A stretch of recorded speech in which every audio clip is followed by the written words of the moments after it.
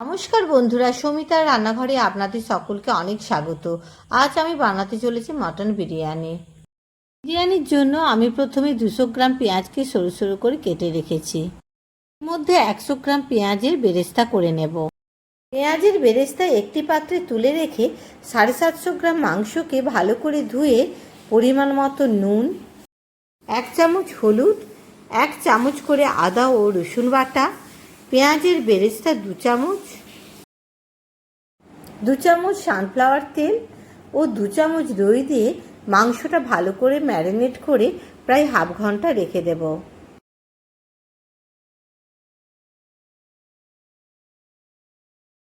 কিছু পেঁয়াজের বেরেস্তাও ছড়িয়ে দিলাম।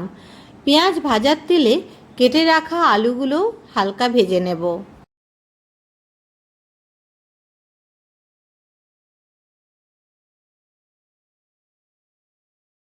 আলু ভাজা হয়ে গেলে সেই তেলে হাফ চামচ চিনি, শুকনো লঙ্কা ও তেজপাতার ফোড়ন দিয়ে কেটে রাখা পেঁয়াজগুলো ভেজে নেব। পেঁয়াজ ভাজা হয়ে গেলে হাফ চামচ কুকমির লঙ্কার গুঁড়ো ও হাফ চামচ কাশ্মীরি লঙ্কার গুঁড়ো দিয়ে ভালো করে ভেজে নেব। এতে মাংসের কালার ভালো আসে।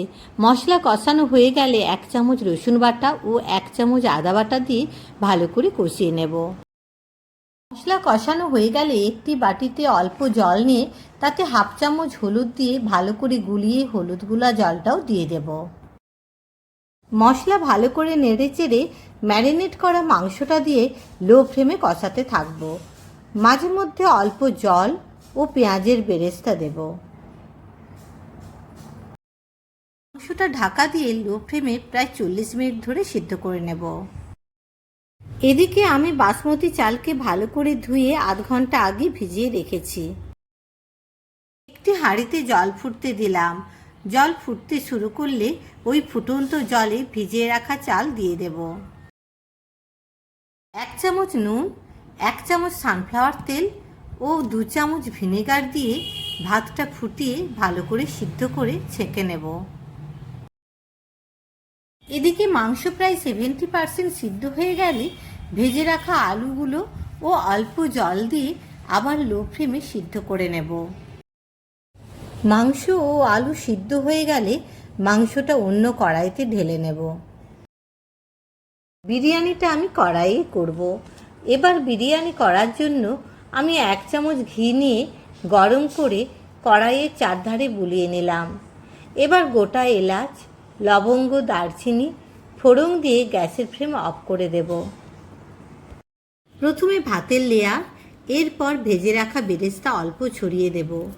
তার উপরে মাংস ও আলু, আবারও ভাতের লেয়ার ও বাড়িতে ভেজে রাখা গরম মশলা প্রায় 1 চামচ ছড়িয়ে দেব। বেরেস্তা, ফেটিয়ে রাখা 4 চামচ দই,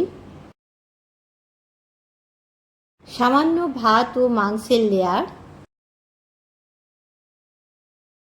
1 কাপ দুধে অল্প কেশরি কালার নিয়ে ভালো করে গুলে ভাতের উপর ঠিক এমনভাবে ছড়িয়ে দেব। 2 ডিম সিদ্ধ দিলাম। আপনারা চাইলে সব কিছুরই পরিমাণ বাড়াতে পারেন। ভাত ও বেরেস্তা ছড়িয়ে 2 চামচ গোলাপ জল ও 2 চামচ কেওড়া জল দেব।